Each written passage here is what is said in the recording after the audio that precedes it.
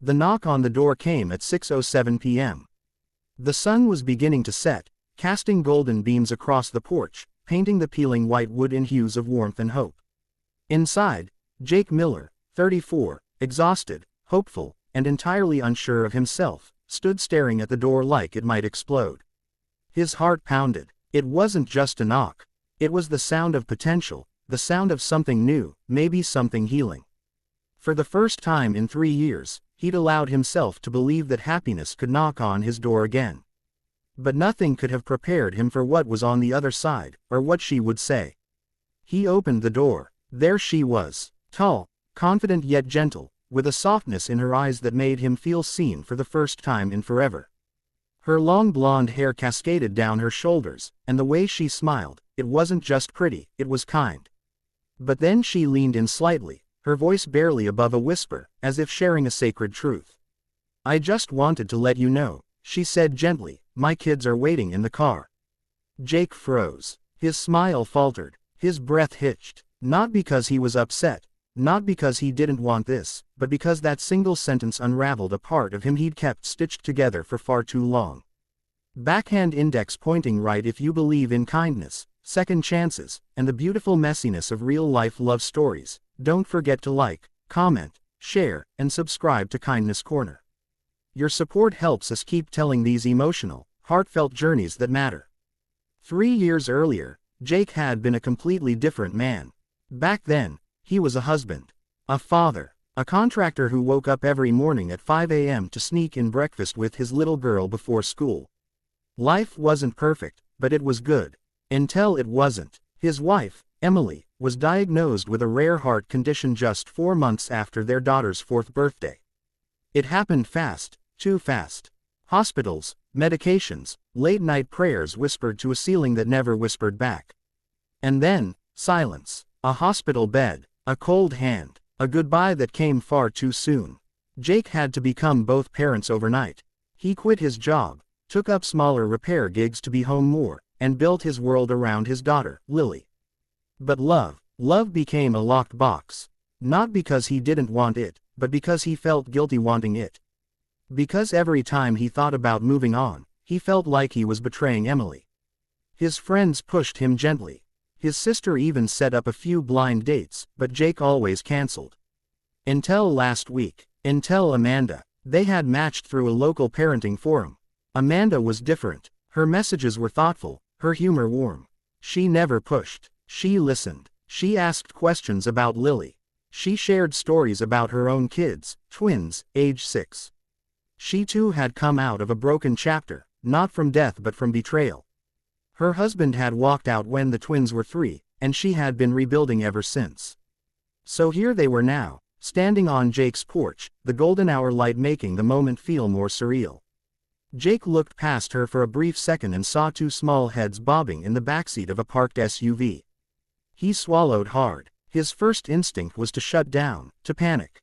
He wasn't ready, was he? Amanda, sensing the hesitation, gently pulled back. "We don't have to do this," she said softly, reading the storm behind his eyes. But Jake surprised himself. He didn't shut the door. Instead, he stepped back and invited her in. It wasn't about being ready, it was about being brave. The evening unfolded slowly. Lily, shy at first, emerged from her bedroom when she heard giggles from the kitchen. Amanda had invited her kids in too, Ethan and Ava, and the living room soon became a battlefield of pillows and popcorn. Jake watched from the hallway, arms crossed, a storm of memories and emotion inside him. Lily was laughing, really laughing. He hadn't seen that sparkle in her eyes in so long. Over the next few weeks, what started as a single date turned into quiet walks, game nights, and small family-style dinners. The 4 kids grew close like cousins, then friends, and eventually something closer to siblings. Jake and Amanda took their time. They had wounds, both of them. Some nights Amanda cried quietly on the porch after tucking her kids in, guilt-ridden that they'd never have a complete home again. Other nights Jake found himself staring at Emily's photo, silently asking for her blessing.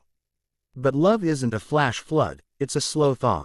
And for Jake, every smile Amanda gave, every time she helped Lily with her homework, every morning coffee she left on his porch before heading to work, it melted a little more of the ice he'd built around his heart.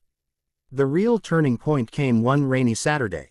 Jake had promised to take the kids to the zoo, but a flat tire and a broken windshield wiper turned the morning into a disaster. He lost his temper, not with the kids, but with himself. Amanda found him in the garage, head buried in his hands. "I can't do this," he whispered.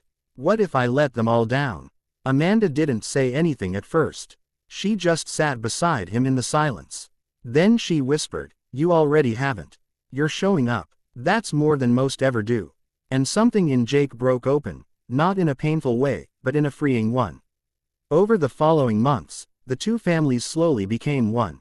It wasn't always perfect. There were tantrums, awkward moments, and the occasional misunderstanding. But there was also laughter, growth, forgiveness, and love. Real, grounded love. One evening, nearly a year from that first knock, Jake took Amanda's hand as the kids played in the yard. "You know," he said with a half-smile, "when you told me your kids were in the car, I almost shut the door." Amanda laughed. "I know. You looked like you saw a ghost." Jake squeezed her hand. "I think I did. The ghost of the man I used to be. But you helped me find someone better." They didn't rush into anything official. The kids called them by first names.